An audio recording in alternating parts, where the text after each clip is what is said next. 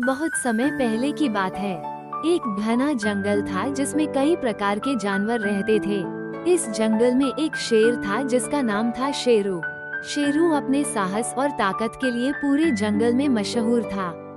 सभी जानवर उससे डरते थे और उसकी इज्जत करते थे।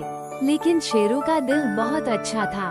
वो केवल शिकार के समय ही हिंसक होता था, बाकी समय वो सभी के प्रति दयालु था। जंगल के पास ही एक नदी बहती थी जहाँ जानवर अपनी प्यास बुझाने जाया करते थे। एक दिन शेरू नदी के किनारे आराम कर रहा था कि तभी उसने कुछ हलचल महसूस की। देखा कि एक छोटी खरगोश जिसका नाम था गिन्नी डर के मारे इधर उधर भाग रही थी। शेरू ने उसे शांत किया और पूछा, क्या हुआ गिन्नी, तुम इतनी डरी हुई क्यों हो? गिन्नी ने कांपते हुए जवाब दिया, शेरू भैया, जंगल में एक भयानक जंगली कुत्तों का झुंड आ गया है।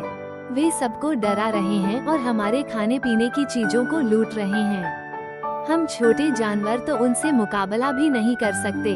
शेरू ने गिन्नी की बात ध्यान से सुनी और उसकी समस्या को समझा। उसने सोचा, अगर ये जंगली कुत्ते जंगल में रहने लगे तो जंगल का संतुलन बिगड़ जाएगा। शेरू ने गिन्नी से कहा, तुम चिंता मत करो, मैं कुछ करता हूँ। मैं बाकी जानवरों से बात करूंगा और कोई योजना बनाऊंगा। अगले दिन शेरू ने सभी जानवरों को बुलाया और एक सभा का आयोजन किया। उसने सभी को समझाया कि अब वक्त आ गया है कि वे सब मिलकर जंगली कुत्तों का सामना करें। सभी जानवरों में इस योजना को लेकर डर भी था, लेकिन शेरू की समझदारी और साहस ने उन्हें हिम्मत दी। उसने हर जानवर को उनकी क्षमता के अनुसार काम सौंपा। उसने हाथियों से कहा कि वे अपने विशाल शरीर का उपयोग करके कुत्तों को डराएं।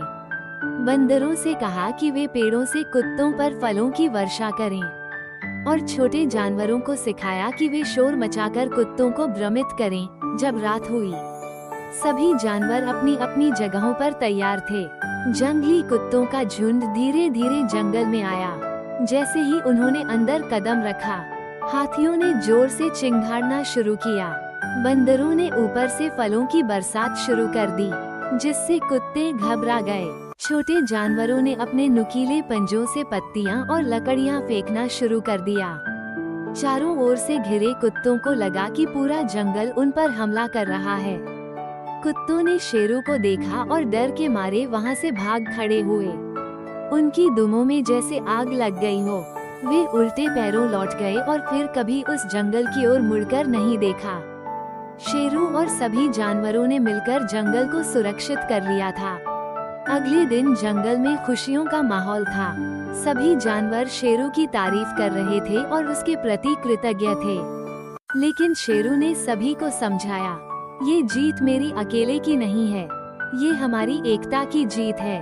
अगर हम सब मिलकर एकजुट रहेंगे तो किसी भी मुसीबत का सामना कर सकते हैं। गिन्नी ने शेरू से कहा, आप सच में महान हैं, शेरू भैया। आपने हमें सिखाया कि मिलजुल कर ही बड़ी से बड़ी समस्या का हल निकाला जा सकता है। इस घटना के बाद सभी जानवरों में एक गहरा आपसी प्रेम और सम्मान जागा।